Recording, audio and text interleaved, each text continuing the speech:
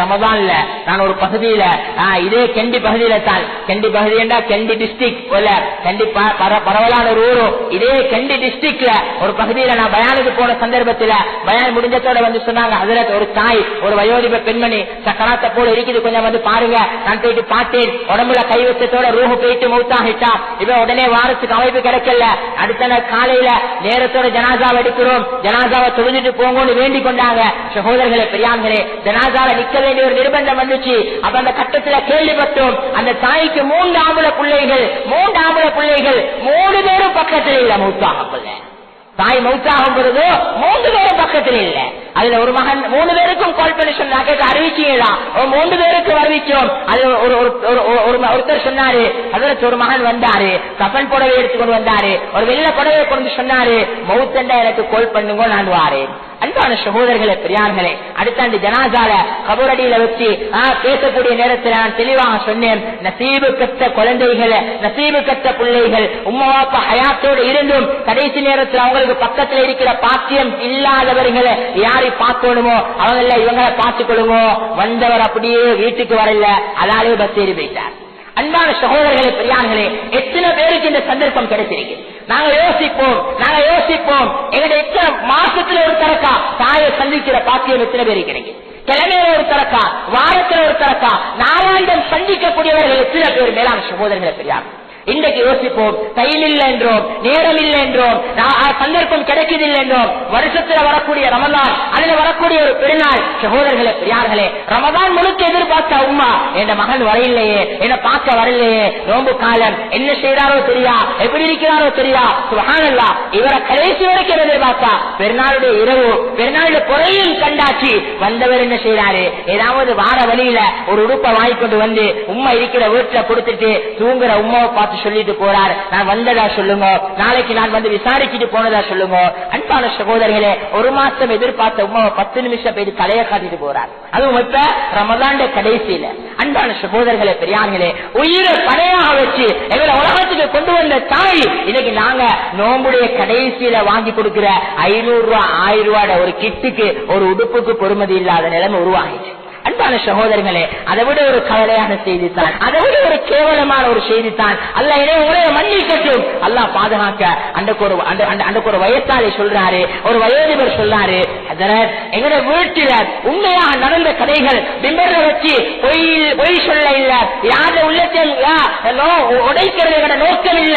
அன்பான சகோதரர்களே, ஒரு வயோதிபர் சொல்றாரு, எங்கட மகண்ட வீட்டுல பிடிச்சிருக்கிற ஒரு டைல்ஸுக்கு இருக்கிற பொறுமதி எனக்கும் வேண்ட மனைவிக்கும் இல்லாம போயிட்டு, எங்க மகண்ட வீட்டுல குடிச்சிருக்கிற ஒரு டைல்ஸுக்கு இருக்கிற பொறுமதி எனக்கும் என் மனைவிக்கும் இல்லாம போயிட்டு. அன்பான சகோதரர்களே, அப்ப கொஞ்சம் யோசிப்போம், சுப்ஹானல்லாஹ், அந்த வாப்பட உள்ள மேல பாதிக்கப்பட்டிருக்கு, அந்த உம்மோட உள்ள மேல பாதிக்கப்பட்டிருக்கு.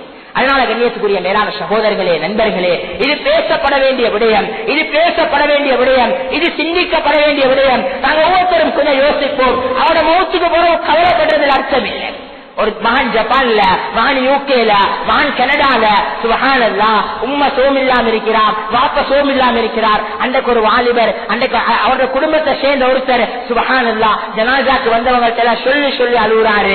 ஹஜ்ரத் பாருங்க, கால் பண்ணினோம், இந்த போயிட்டு 4 வருஷம் போயிட்டு 2, 3, 6 மாசம் தான் இவரது உம்மா பொறுமையா இருந்தா. அதுல இருந்து 6 மாசத்துல இருந்து கால் பண்ணி வர இல்லையா அலட்டிக்கொண்டே இருந்தா.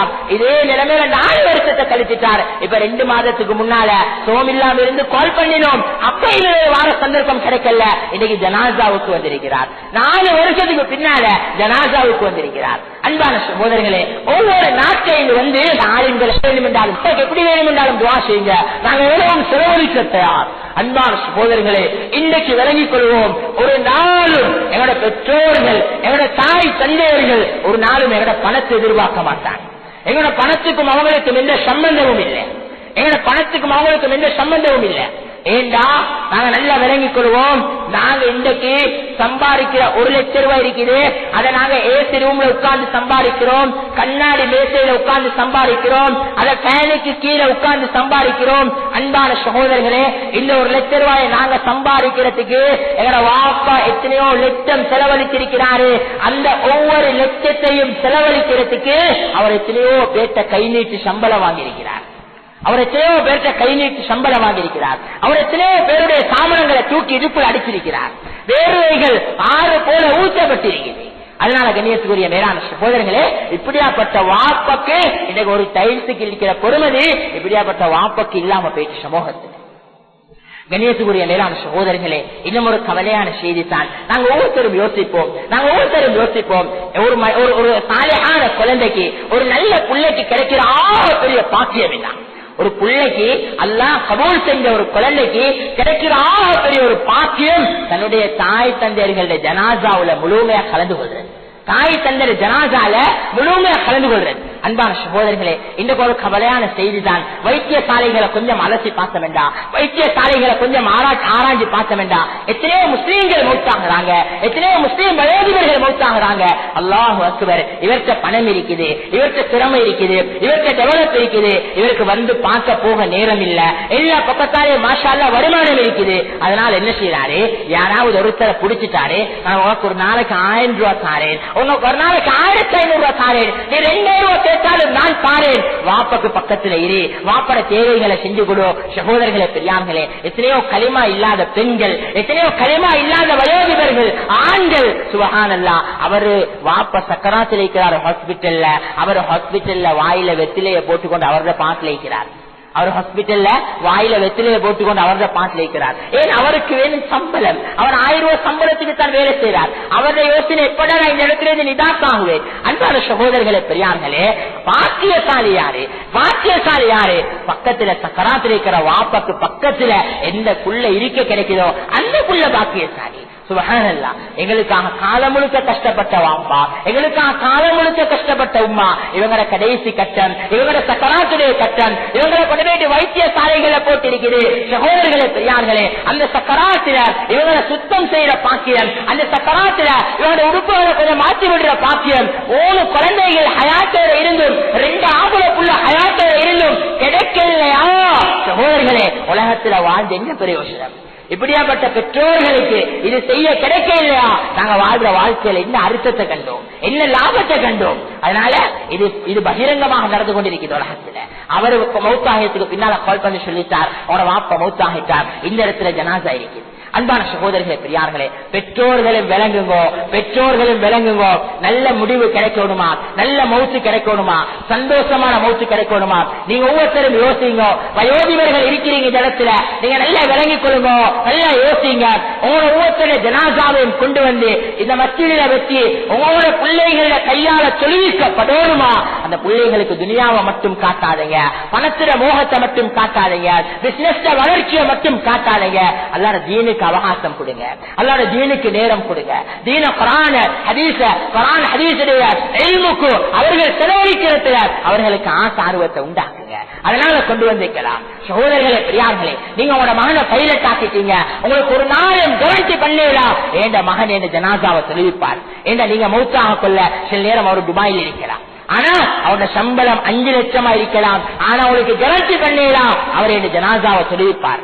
ஏன்னா அவர் பைலட், அவரோட வயிற்று இந்த சம்பளத்தை கொண்டு பெருமைப்படக்கூடியவர்களே கேரண்டி பண்ணலாம். நீங்க ஒரு நாள் 100க்கு 100 ஷுவர் பண்ணலாம் என்ற ஜனாசாவை என்ற மகன் வந்து தெரிவிப்பார்.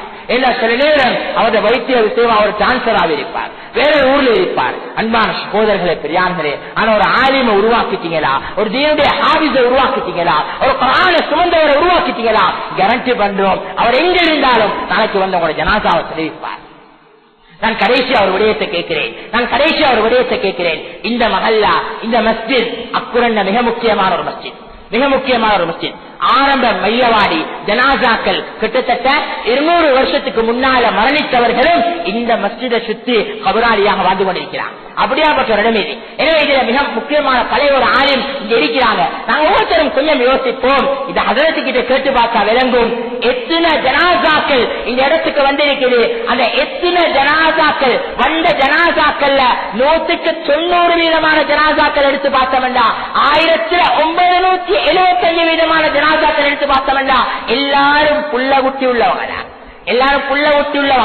வாலிபத்துல மௌத்தாகிறது, புள்ள ஊட்டி இல்லாம மௌத்தாகிறது, இதெல்லாம் சேர்த்து 1000 கழிய மற்ற 900 ஜனாசாக்களும் புள்ள ஊட்டி உள்ளவர்கள் தான். சகோதரர்களே பெரியார்களே, அந்த 900 சொச்சம் ஜனாசாவிலையும் எத்தனை ஜனாசாவ கண்ட பிள்ளைகள் கொண்டு இந்த மஹல்லால தொழுவிச்சாங்க, எத்தனை ஜனாசாவ பிள்ளைகள் பின்னால கைகட்டி தொழுதாங்க, எத்தனை ஜனாசாவ பிள்ளைகள் தொழுவிச்சாங்க முன்னுக்கு வந்து, எத்தனை ஜனாசாவ கைகட்டி தொழுதாங்க. அன்பான சகோதரர்களே பெரியார்களே, நான் கடைசியா ரெண்டு சாராருக்கும் ஒரு விடயத்தை சொல்றேன். ஒவ்வொரு குழந்தைகளும் யோசிங்க, ஒவ்வொரு பிள்ளைகளும் விலை கொடுங்க. யார் யார வாப்பமா ஹயாத் ஒழிக்கிறாங்களோ அவங்க எங்களுக்காக நிறைய சிரமப்படுத்திருக்கிறாங்க, நிறைய கஷ்டப்படுத்திருக்கிறாங்க. சுபஹானல்லாஹ், ஏன் ஆரம்பம் சுபஹானல்லாஹ், உங்களுக்கு எல்லாருக்கும் தெரியும். அதை தொடுறதுக்கு நேரம் இல்ல. சுபஹானல்லாஹ், நான் ஆரம்பத்துல ஆபா எனக்கு சொல்லி தந்த ஊரு இந்த அக்குருள்ள மண் தான். நான் ஆரம்பத்துல தலீமு குர்ஆன படிச்ச இந்த ரஹ்மானியா மதரசாவுல தான். அன்பான சகோதரர்களே, அந்த மதரசாவுடைய உஸ்தாதுமார்கிட்ட கேட்டு பார்த்தா விளங்கும். சுப்ஹானல்லாஹ், காதிகாதரத் இருக்கிறாங்க, கேட்டு பார்த்தா சொல்லுவாங்க, ஊர்ல தான் இருக்கிறாங்க.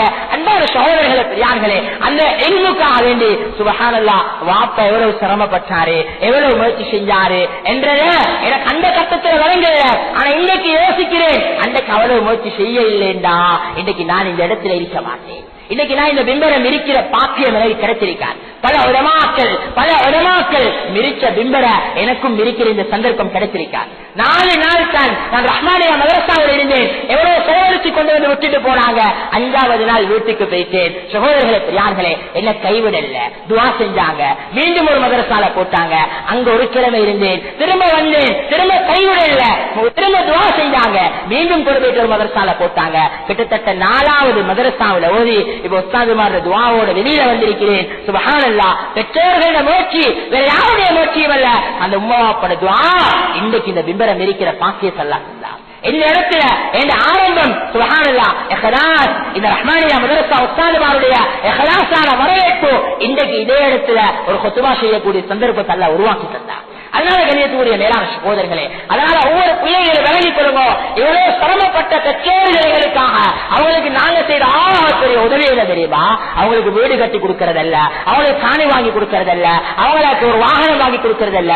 நாங்க அவங்களுக்கு குறைஞ்சபட்சம் செய்த பெரிய உதவி என்ன, அவங்களோட ஜனாசாக்களை தொழுவிக்கிறதுக்காவது நாங்க தகுதி உள்ளவங்களா இருக்கோம். அவங்களோட ஜனாசாக்களை தொழுவிக்கிறதுக்காவது நாங்க தகுதி உள்ளவங்களா இருக்கோம். அடுத்த விடயம் நான் பெற்றோர்களுக்கு சொல்ற விடயம், ஒவ்வொரு பெற்றோர்களும் யோசிங்க. அண்மையில கெண்டில ஒரு முக்கியமான ஒரு பள்ளிக்கு ஒரு ஜனாசா வந்துச்சு. அந்த ஜனாசாவை கொண்டு வச்சாங்க. ஜனாசாவை ஒருத்தர் சொல்லிச்சாரு. மிக முக்கியமான ஒரு பள்ளி, நிறைய ஆளுங்கள் அந்த ஜனாசால கலந்து கொண்டாங்க.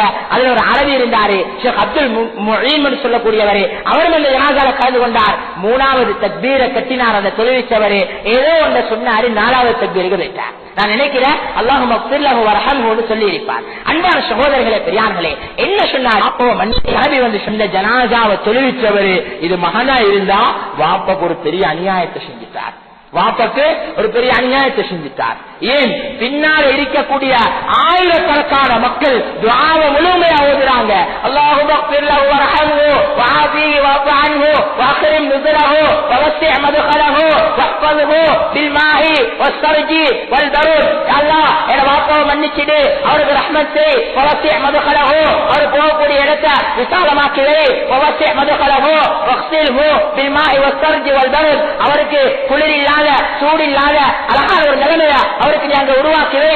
சுப்ஹானல்லாஹ், இப்படி ஒரு நீண்ட துஆ. வாக்கிரின் நுஸலஹு, அவர் போகக்கூடிய இடத்தை அவர் வரக்கூடிய ஒரு விருந்தாளியாக நினைத்து அவரை ஏற்றுக்கோ. சுப்ஹானல்லாஹ், ஒரு கண்ணியமான ஒரு துஆ.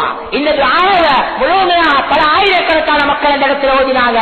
ஆனா ஜனாசாவோட மகன், ஜனாசாவுக்கு சொந்தக்காரன் அல்லாஹும்ம ஃபிர் லஹு வர்ஹம்ஹு சொன்னாரு, ஸலாத்தை கொடுத்துட்டார். 4வது தக்பீருக்கு போயிட்டார். அன்பான சகோதரர்களே, ஏன் பாடமோ பாடமில்லையோ அல்லாஹு அலம். அதனால பெற்றோர்கள் விளங்குங்க, குறைஞ்சபட்சம் இந்த துஆவை சரி முழுமையா பாடமாக்காத நிலைமையில எங்கட பிள்ளைகள் 40 வருஷம் உலகத்துல வாழ்ந்துட்டாங்கண்டா அது எங்கட துஆ இல்லாததுதான் காரணம், எங்கட முயற்சியில் இருக்கிற குறைபாடு தான் காரணம். அந்த அடிப்படையில உண்மையை விளங்குவோம். ஏராளமான காலங்களை கழிச்சிட்டோம், ஏதோ உலகத்துல குறுகிய காலம் வாழ்ந்தோம், வாழ வந்திருக்கிறோம். இந்த மஸ்ஜித் எங்களுக்கு ஒரு முன்மாதிரியான மஸ்ஜித். இந்த மஸ்ஜிதை கொஞ்சம் சுத்தி பார்த்தோம்டா சுப்ஹானல்லாஹ் எங்களுக்கு விளங்கும். இதை சூழ உள்ளவர்கள் எல்லாரும் எங்களை போல வாழ்ந்தவர்கள் சகோதரர்கள் தான். எங்களை போல ஐடியாக்கள் போட்டவங்க, எங்களை போல வசதி வாய்ப்போட வாழ்ந்தவங்க, எங்களை போல நிறைய திறமைகளை தனக்கு சொந்தமாக்கினவங்க.